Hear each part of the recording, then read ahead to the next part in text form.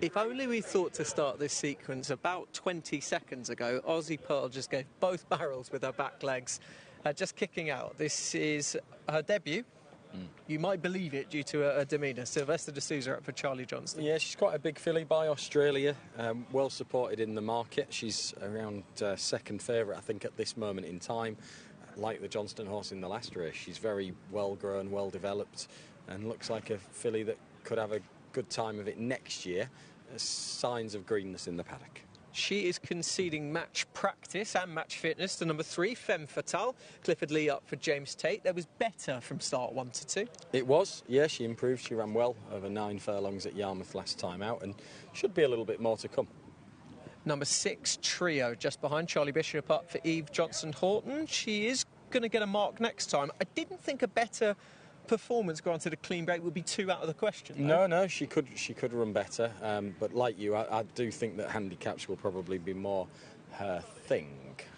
Lily Margot sprang a bit of a surprise on debut. She's coming out for the second time under very different circumstances in the market. Yes, she's favourite today, not 50 to 1 like she was at Haydock, but she's quite a nice looking filly actually. She looks well, beaten 7 lengths at Haydock, but it was probably a pretty good race. I think this is a bit of a drop in class into a restricted this afternoon. And number 9, Summer Oasis, Tyler Hurd for Mark Usher. Cheap pickup, ran accordingly on debut. She did, yeah, she was well beaten. And then we can just see Ross O'Ryan jumping up on Ballon Rouge, number 8. Yes, who has been beaten 12 lengths in both starts. Yeah, but 40 to 1 sounds like a big price until you realise that Ed had trained the runner-up of the last race at 400 to 1. Ballon Rouge, a daughter of Massar, probably a middle-distance handicap prospect for next year. If we can just pick up number 5 at the back of that group there, this is Prizeland, Dunkers, and she's really well turned out, but she was just a bit flighty then, wasn't she, when PJ jumped on board? She looked a little bit spooked by the whole occasion. Another debutant, another one who is bred to come into her own next year. She's a graduate from Tats Book 1, cost 80,000 guineas. Whatever happens here, she'll doubtless come on for it, both physically and mentally as well. She wouldn't be the only one who was flighty, and the first one who was that was Aussie Pearl, who's the last one to leave the paddock ahead of Division 2 of our British EBF Restricted Maiden Filly Stakes. Almost had a shock in Division 1. Wonder what Division 2 will offer us in just a few moments' time.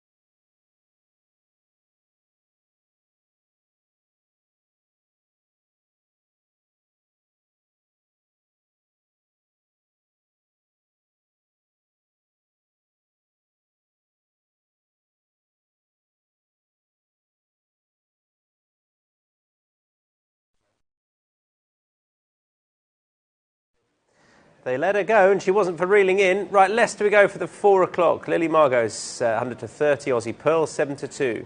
Prize and 9 to 2. Angelic Rascal is 5 to 11 to 2, and Big the remainder. What is a static enough market? Nothing major moving from what I can see, but 100 to 30 is Lily Margot, who's going to head the betting. We'll see if it stays that way to the off. Looks as though it might. You felt the difference. You guys. I'd love to have heard that question, Tom. Unfortunately, cameraman Phil Clark was rabbiting on, as you know he does. And And he still is, actually, so let's move on. Lily Margot at the top of the market, 100 to 30, ahead of Aussie Pearl, who Paddock Notes Martin was showing more than a few signs of greenness. Yeah, she was, wasn't she? She kicked out a couple of times. Nothing overly... Nothing crazy, no. No, but she was... Yeah, it was obvious that it was a new experience for her coming to the track, but quite significant support for in the market. She's been prominent in the betting throughout the day, hasn't she, Aussie Pearl? Again, like Charlie Johnston's runner in the last race, quite a big, well-grown, well-developed filly. She's bred really to be mile and a quarter filly next year at least, but I would say a mile easy ground, good starting point for her, and if she knows her job, then stall one could be a good position to get forward and in the right position through the race. But there has been money for both Aussie Pearl and Prize Land, who wasn't without her own greenness in the paddock when PJ McDonald got on her back. Yeah, it was just when the jockey got up, really. She was a bit spooked, wasn't she? And yeah, you know, it was just something a bit different for her as well. But she seems nice and calmed down at the start. She's a daughter of territory, she's a full sister to Andrew Balding's Derby runner-up Hooya Mal. So plenty of positives there with the pedigree to think that she could be above average. Hooya Mal was a Group 3 winner as well as finishing second in the Derby. Very good horse, and she was picked up at Buck 1 for 80,000, which we know is ongoing at the moment. I don't think there's many 80 grand horses through that sale, but she was one of them. There you go. You would have just seen on your screen there confirmation Killer She won our latest over at Galway, justifying 13 to 8 favouritism from Grace Faraday.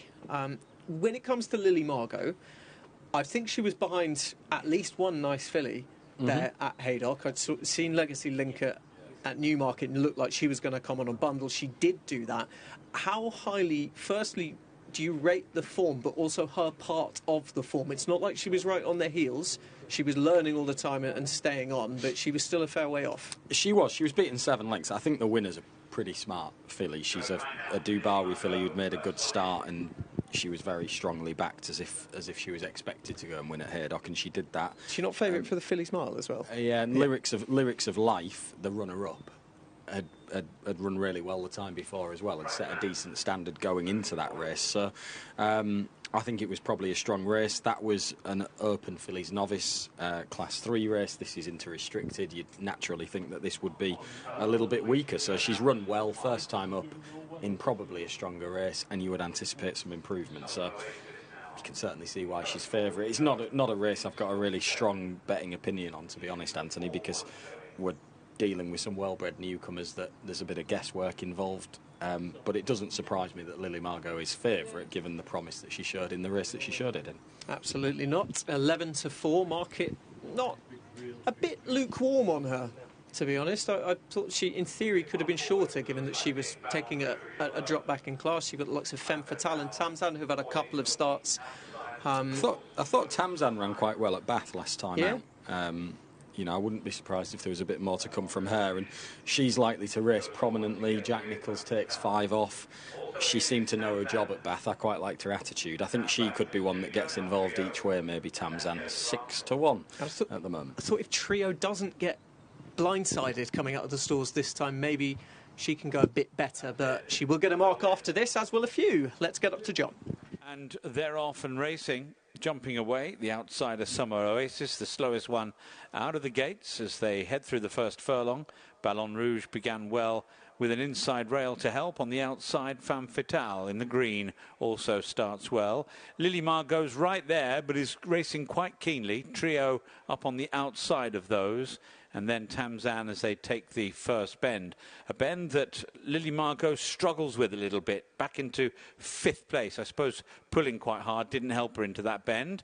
So she's now got to reorganise in 5th place. Behind her, Angelic Rascal, Aussie Pearl, off the pace slightly. And then Prize Land, who's another length and a half away. And Prize Land nudged along. Back marker, Summer Oasis last of all. Into the straight they come, and moving through towards halfway, the leader, Ballon Rouge, stalked still by Femme Fatale, Trio now lit up a little bit on the wide outside, but is right there in third.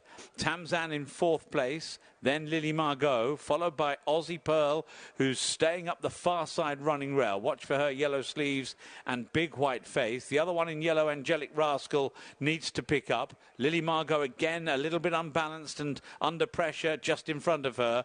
Back markers, well, Prize Land's never really gone with any great zest and still struggles on with Summer Oasis at the back end of the field. They race now with the furlong marker in sight. Ballon Rouge has run a great race, challenged now by Trio.